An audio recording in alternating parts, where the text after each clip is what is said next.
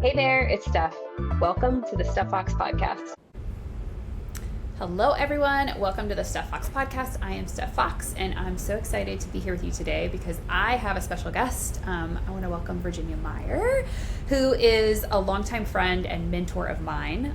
So we're going to have some fun conversations about the beauty industry today. Hi, Virginia.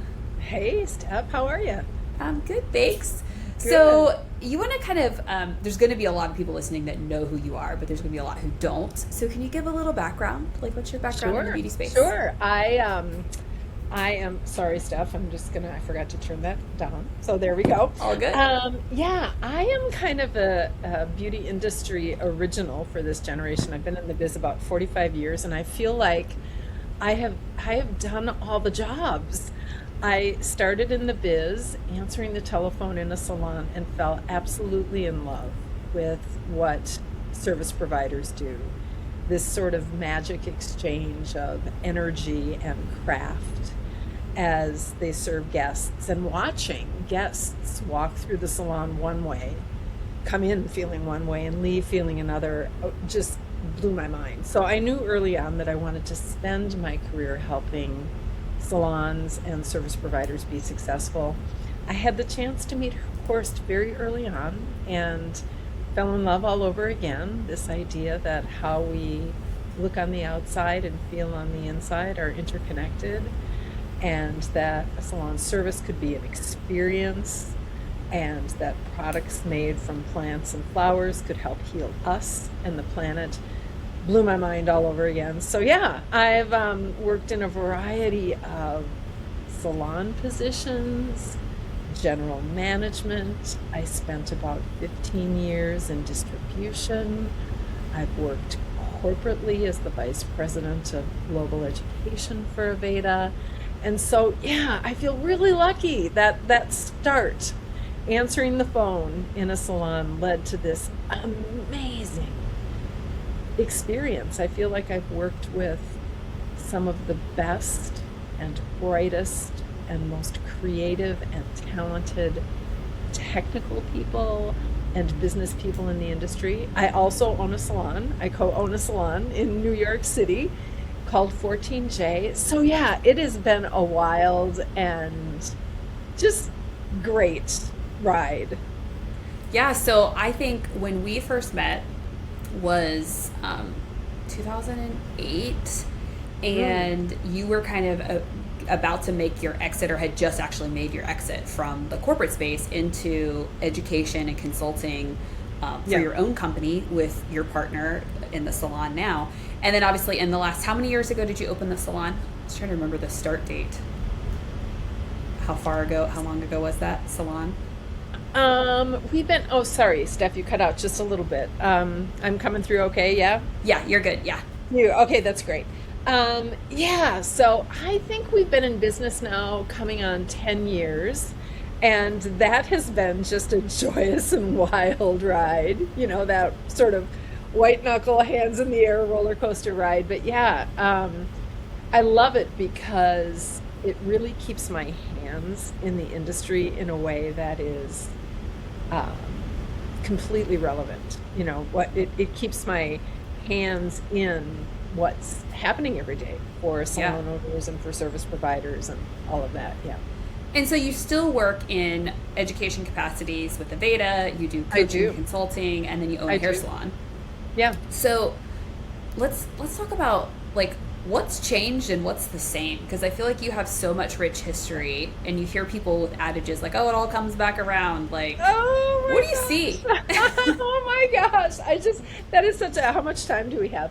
Okay. That is such a great question, because I swear, and I'm absolutely not making this up. We really are, I feel, coming back around full circle and sort of re-entering this go time in our industry. When I started in the 80s, rent was cheap, staff was plentiful, Sassoon had just revolutionized how we cut hair, and the industry was on fire.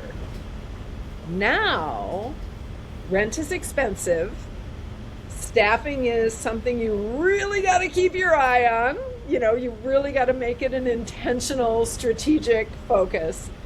And AI is revolutionizing how we do the business. But it's so interesting because given all of that, what guests want and what staff wants in terms of being developed, it's the same.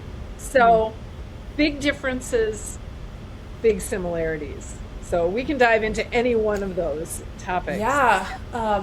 I like your comment about like the kind of go time. It actually made me think about a conversation I had with a coaching client yesterday where they're just now removing the full through booking for online color appointments that they instituted post-COVID. So they came back from COVID, started online booking, which they had never done before, and every new color, actually I think every color period was a straight through block. Yeah. And so now they're like, oh gosh, like we're talking to our team about how much time they're missing, this 45-minute processing that could be a whole nother service. And I was sitting there listening and thinking, we're talking about this like it's revolutionary, but like this is actually the way it used to be. Like you never would have booked like 4.5 hours straight through and never taken a client in between. And so I just find that to be like, okay, that's a faster pace. So talk about the go and what you see. Yeah. I think, well, what I love about what you just said, okay, so let's just hold the need for customization from the guest point of view, because that is bigger than it ever has been before. Technology is finally catching up, right? So if a guest has had a particular service that takes a particular amount of time, the point of sale systems can now recognize the timing pattern for that appointment and duplicate it. So that helps us a ton, right? But I think, we are in the business. So everyone's time strapped. Everyone is stressed out. Everyone's, our world is a dynamic and often challenging place. And our salons remain these havens, these sanctuaries of and a moment to unplug and the ability to just set all of that aside for a moment. So I think now more than ever what we have to figure out is how to make that moment unique to you, something that absolutely inspires and delights you. And I think it's not about speed, it's about accuracy. Because when you're having that moment, you don't want to go fast. You don't want somebody zipping around you, right? It's about accuracy. So that time, and we don't want any white space on the book. So the questions that we're asking ourselves are, how do we ensure that not only are we 85% or more productive, but how do we make sure that our booking accuracy is such that everyone is getting that customized moment that they want? And that requires both technology and human interaction, I think. Yeah, I don't think technology's quite there yet, It's making me, when you said that, ask myself, well, what would my moment be in a salon? Like as a consumer, what matters to me? And I'm like, I'm automatically to what I dislike in salon experiences when I have them. And it's when I feel like the person that's doing my service isn't mindful of my time. So if they're like distracted on their phones or late to the service or I don't actually it doesn't matter if they're running over with me. I can empathize with that things run over. But when they're it seems like they don't pay attention to the fact that they're a service provider and I'm the one receiving the service and they're being disrespectful of my time. I'm just always like, what in the world? That bothers me. And I think accuracy, to your point, I want a great end result. I want to really love it. I want to be wow. And those touch points in the experience that make you feel welcome. It's all the basic stuff that we teach, but we miss. We miss it so many times. We know, for example, from research, that consultation is actually a pain point for the guest because until they are assured they're going to get what they want, they're nervous that they're not going to get what they want, right? So we just have this great opportunity. And I think the business is re-entering this new go-go phase. I think the people coming into the industry, the hairdressers that are being trained now, the spa service provider, they are so aware. They are so dialed in. They care so much about being great. It's a little bit different work pattern because they care equally about work-life balance and aren't necessarily interested in working 40 hours a week, but that's okay. I see the attitude in the team member coming in to be much more, what's the word that I'm looking for? Dialed in to things that are more values driven. And that's really great for us as leaders because we can tap into that. So, two things. One, I want to go back to your consultation comment because I had like a little aha moment. I was thinking, wow, if the research shows us that that's a real pain point for the consumer, but then in the professional side of it, how many times have we had conversations around the consultation like it's wholly separate from the service? Like, oh, should we add time for this thing that we have to do? Should we charge for this thing? And it's like, oh my gosh, I just had this aha thinking like, it is the service. Like, how do we skip that? How do we get that wrong? How do we like actually not think about the fact that yes, there should be time. Yes. I think it's a couple things. Aveda did this great study and they asked 1,000 hairdressers and 1,000 consumers. So on the hairdresser side, how many of us think we're delivering a pretty good to okay consultation? 91% said that they thought they were. And then on the consumer side, that's those same 1,000 consumers, when asked if they had ever received a great consultation, only 9% thought that they had. And I think it's not because we're not well-intended. I think it's not because we're not trying to do a great consultation or even probably delivering it. I think we're just not as dialed in from the guest perspective as we have the opportunity to be.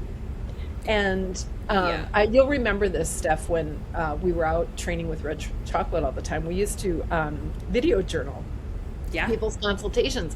And the biggest aha was, oh yeah, I take 3 minutes in my consultation or 4 minutes. We're taking 30 seconds. We're taking 45, so it's this magic little jewel of a thing that sits right, it's sitting right there for us to just lift it up and think about how we can do a little bit better. And it's like, it is the rapport building time at the front end of every service. So like my brain is going to like, would you invite somebody over to your house for dinner and then just be like, oh, come in and like go find where you should be? Like, no, even if they're a good friend, you welcome them in, can I get you a drink? You have a seat, you do that little ball toss that is natural human behavior. Yeah. And like when we skip that consultation, it feels like we're skipping that rapport. And similarly, if you apply that to anything, like let's apply it to leadership. Leadership falls down quick when rapport doesn't and trust and respect don't exist first. So like the leader's got to build that cadence. So like if you're a hairdresser and you're not building that cadence at every interaction of like connection through the consultation, like what are you leaving on the table? Yeah, and really working on it, picking up, I think picking up consultation as a forever and always amen kind of coaching thing that we're doing, because it takes time. I've done all the jobs, but I'm not a hairdresser. I'm a hairdresser groupie. But I've coached hairdressers my entire career. And I know we have great building confidence opportunities. And I know Horst said, this is a direct quote, learning. We've got to be willing to lean into the sticky bits. We've got to be willing to go where it feels uncomfortable so that we can get comfortable doing the things we're uncomfortable doing. And when we come at the sticky parts with, even if we're scared, even if it doesn't feel good, if we can just lean in and hang there for a little bit and open our minds to the learning that's available, then our confidence builds. When our confidence builds, and this was the other part of the quote, he said, we fall in love with ourselves because we know we can make a real difference. you know. Mm-hmm. So, I mean, I think about it, you know, are you good at doing something the first time? You know, are you good at your, no, you got to Well, practice. I'm sitting here thinking, when have I had like a mind-blowingly wow consultation? And I can think of two. And I've had a lot of hair services. I've had a lot of skin services. Yeah. And the two I can think of, one was with Daniel down on Van's team, and one was with Stan Newton, who works at a salon down in Nashville. Now, both of those guys were 20 plus years in at the point that I experienced their service. So that's like, okay. Also, ironically enough, they both came from a Sassoon style of training. So maybe there's a correlation there to like the structure and process execution. And but I'm sitting here like, oh man, how many times do we see salons like train something like, oh, we trained the consultation and they're, you know, they had the class and so they got it. And back to your point about horse with like the learn, you literally have to practice it all the time. Like, if my experience with Real Great was with 20 plus year veterans, Totally. it's They're because working on they've it all the had time. reps. They've had reps. Like, Yeah. yeah. Yes, and they're refining it all the time. You know, they're recognizing what lands and what doesn't land, and they're not taking for granted. If they're not clear in what the guest is saying, they're probing and asking for better clarity. They're using pictures to reinforce what they're talking about. They're making sure they've got a roadmap before they ever pick up a color brush or a scissors. It's just that important. And so, yeah, we are entering a season where I think the guest is kind of demanding it too, you know. Economically, you know, price is what you pay, value is, was it, you know, worth it. If we want full books, if we want to be able to build our books to the place where we can raise prices regularly, because it's demand that drives price, we've got to be working on these disciplines all the time. You know? And let ourselves be okay with practicing all the time. Well, and I think the letting ourselves be okay with it comes back to leadership strength, because we know as humans, like, receiving feedback is hard, and man, does it feel icky a lot of times, even when it's well intended. Like, you internalize all your own little shame and doubt and FOMO, all the things happen.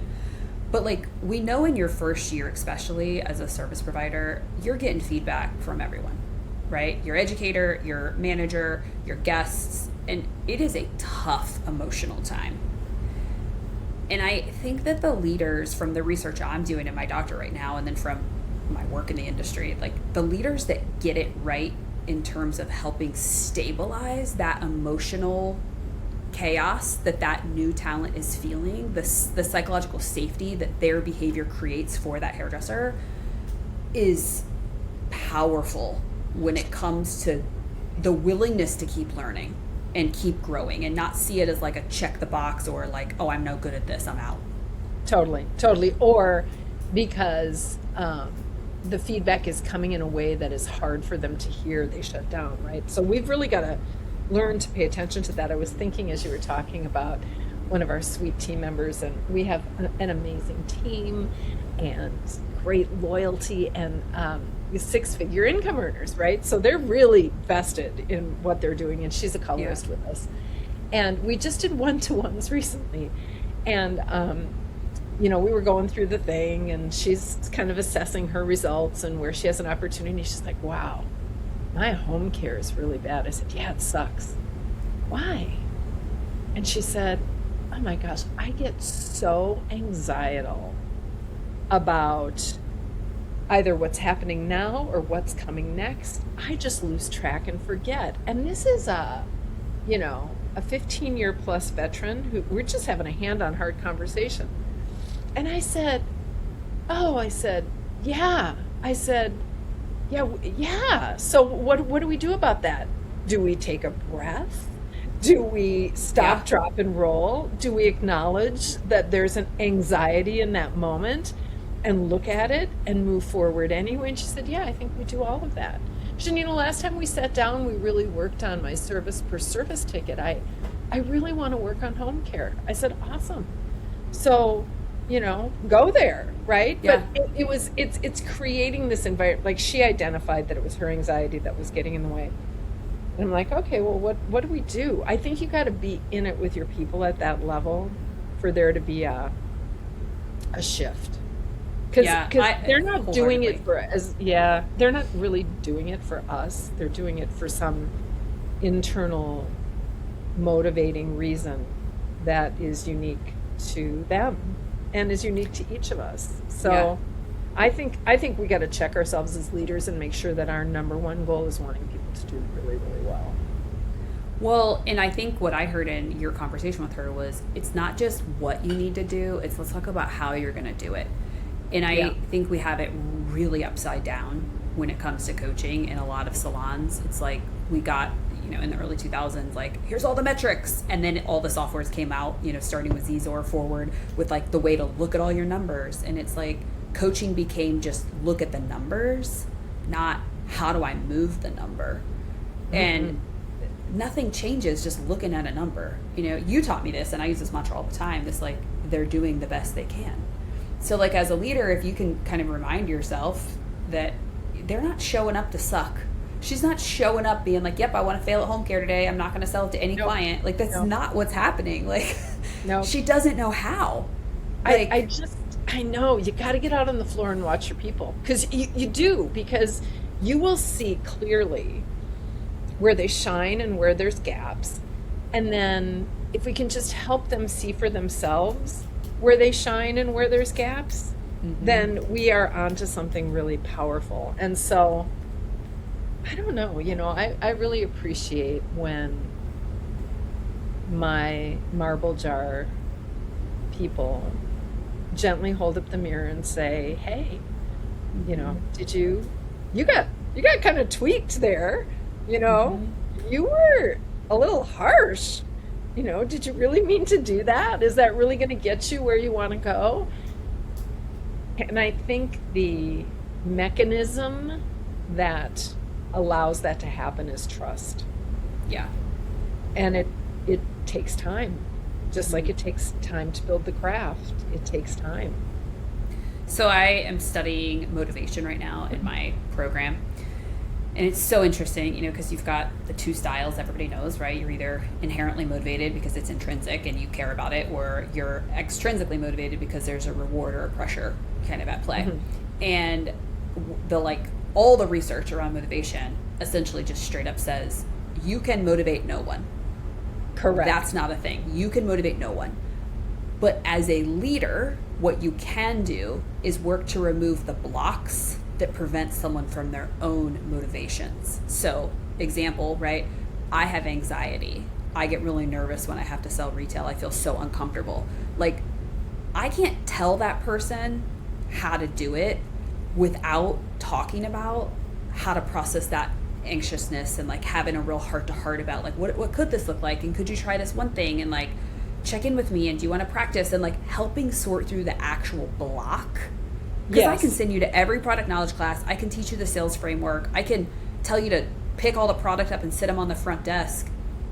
None of that works because I haven't actually removed what's your block. I haven't removed it.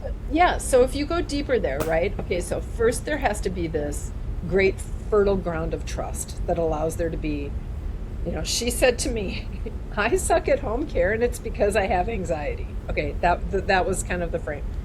I'm like, oh, awesome. I said, well, not awesome that you struggle with anxiety, but yeah, that is real. So what do you think we should do to work on it when it comes to home care? And we talked about breathing mechanisms, the 5-5-7 breathing. You can calm your. She said, I just need to remind myself to do it. And then we also talked about our perception of time, because I'm this way. When I get anxious or in my uppities, the last thing in the world, my sense of time goes on hyperdrive. And I have to no. So unless someone's helping me reset that no button, I'm probably not gonna move in a different direction. So I don't really know how you dial into that with your team unless you watch them do what they do. You Yeah. gotta see them in action, and just be committed to. This is not where we started this question, but it always ends up there, So right? good. Because it's always us. It comes back to us as leaders, and what a joyful journey that is, and what a great opportunity it is every single day. Well, and kind of to add to what you just said, like, you got to be there to watch them, and you have to be a model. Like, you have to model how to get regulated when things feel chaotic so that they feel the safety of that. And then you got to be able to watch Yes. them and help them sort through it. I mean, what it's making me think about are the plethora of social posts and coaches that really strongly promote coming out from behind the chair, coming out from your salon, like, don't work all the time, like, move away and live over here and have a salon here. And I mean, every part of my being revolts when I hear that sort of messaging and advice, because I've lived as a salon owner, and I know how false that is, right? And all the research that I do on what really it takes to lead and drive performance and retention, not a single drop of it says don't be there and be present. None of it. Yeah. It all says the opposite of that. Yeah, I mean, I think we've got two great opportunities right now, and that is developing leadership around us, which means we have to develop ourselves. Yes. This has never been, and it never will be, a set it and forget it business. It just there's too many moving parts dependent on people and how people feel. And feel is, so first we have a feeling that informs a thought, that informs an action, that informs an outcome.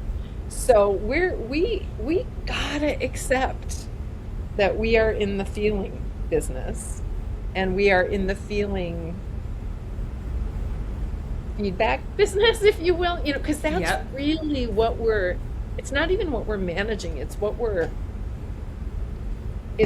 supporting in the people that we're trying to develop. And so, yeah, I just think we have to go there, and I think we have to embrace it as leaders, and we have to be willing to work on it forever. And I was thinking about, I went to get a coffee before I came to be with you this morning, and we have this great little crepe shop, which is it's a complete anomaly. No one, I don't think people, I don't know, me, I don't get up and think, hey, I want a crepe today. But this French woman moved into our neighborhood, and she does what she does, right? And she is amazing and beautiful and friendly, and just the person to be running this little corner store that makes crepes and the most amazing coffee. And she has a team of about, I'd say, 7 or 8 kind of high school aged people helping her. Yeah. And she's there a lot. She wasn't there this morning, but she's there very, very regularly. Her presence is felt. When she's not there, her energy is felt. They have the same, hey, hi, how are you? They remember your coffee, the whole thing. And I know it's because she has her hands in the clay. Yeah. I know it's because she's helping people learn to make those connections, and learn to make the coffees, and learn to make the crepes. And so, and I think we're the same. And I don't think it matters how big we get, how many locations we have. We have to have those people that can hold that space for us. For sure. And I think that is the key, is that for the owner that's like, I don't want to be here all the time, I think number one is like, check in with your own emotional capacity. Like, is that because you're at capacity right now and your burnout is making you want to like run and retreat? Or are you genuinely trying to create a little more space in your life at a just phase of life where you are? And if either of those are true, how are you creating the support to give yourself the space that you desire or that you want, depending on the situation? And that support has to come from building other anchoring people in the business, because people in our business want to be connected to people. Totally. Yeah. I know it's a great, I don't think there's any one magic bullet. I think the first seat on the bus is working on ourselves as leaders, and boy, do I take that to heart every day. Some days I do a really great job, and some days right down the rabbit hole. Yep. Some days I show up as my highest self, and some days I lose it. And I think that's the work. That's why we need each other. That's why we need to be in communities where we're talking about what's working, we're working on what could be better, we're sharing our best practices, we're recognizing our uniqueness as people and as leaders, we're accepting that the salon's culture is your personality. So where you hide, they hide, where you shine, they shine. Yeah. Yeah. So that's why we have to be working on, that's why we need podcasts like this. Yeah. So when you think about kind of the landscape of beauty right now, and everything we've talked about, or anything even we haven't, like, what's a piece of advice you would give to an owner right now that's just in the thick of the business? Like, what's something you would share from your experiences? Lean into the basics, because they will serve. We are in a time, look at what's happening in our world. It is dynamic, it is fractured, can be a very difficult and confusing place. And here we are with these little havens of sanctuary. And people need us now more than ever. I think we have a workforce developing that wants to be in it now more than ever for real values-based reasons. So embrace the basics. Go back to the beginning. Check in with what made you want to do it and make sure that's what's pulling you forward. Make sure that we are giving people education, support, feedback, a path by which they can become successful. This is me being strong. Don't look for the shiniest, newest hack, because I don't really. There is value in hearing how people have connected the dots in a different way, but not at the expense of the basics. The basics. Yeah, greet people that's warmly. so powerful. Yeah, greet people warmly. Train people how to do that. Yeah. Get good at a great consultation. consultation. Train people how to do that. It is, and your results are telling you, or will tell you, your effectiveness at mastering the basics. Because until all those results that we love to track, until all those benchmark results are there, it tells us, oh my gosh, we've got some basics work to do. So let's not get too far ahead of ourselves, because it's not. I think, like, simplifying what you're focusing on, right? Like, if you go back to basics and you just keep it simple, but you actually keep your energy there, you will get movement. Mm-hmm. And I think our industry, and probably every industry, is easily prone to the next shiny thing. Like, this is going to make it so much easier. And, I see right now a lot of coaches online that are offering all these, like, AI solutions for everything under the sun, in beauty and out of beauty. And it's like, okay, like, if you have everything else together and you feel really solid in your consistency, like, think about picking up the exploration of the next new thing and how it might build and layer on what you've built. But if you're just looking at the shiny thing because it's shiny and you haven't actually gotten consistent with what you really need to do, don't pick up the shiny thing. It's probably not going to get you very far. In fact, we're not magpies. So while the shiny thing looks really attractive, what was that movie? It was kind of done in conjunction with The Bear, but it was a full-length movie about a chef that kept chasing the, the Michelin stars and, all of that. Yeah. So in the arc of the story of the movie, he's an amazing chef, and he's got these personal demons he's trying to wrestle with, and he, creates an incredible restaurant that then crashes and burns. And along the way, they're talking about getting your Michelin stars. And so evidently, when you're being evaluated by Michelin, there's certain things that the evaluators do. Like they'll order just one glass of wine, or they'll drop a napkin on the floor to see if somebody comes by and picks it up, and all of that. And those are the clues that there's a Michelin raider in the restaurant. So you go through the arc of the movie, and this is not a spoiler alert. I can't remember the name of the movie, but so at the end of the day, he goes through his success, he goes through his crash and burn, he opens another restaurant, and he gets tipped from his staff that the Michelin people are in the house. And they're looking at him like, what do we do? Do we change everything? Do we whip up some fancy dish? And he looked right back at them and he said, we just do what we do. And the rating will fall where it falls. I think that's us. I think we just do what we do. And that means we are awesome at delivering on our service promise. We are awesome at our technical base. We're awesome. We just do what we do. And if we just do what we do, the guests are going to come. Mm-hmm. And I really, really believe that. I don't think it takes a lot of bells and whistles. I think it takes a lot of heart and commitment. Wow. Well, I don't think there's any better way to wrap this podcast than that piece of advice, because that feels like profound. Please take it to heart if you are listening.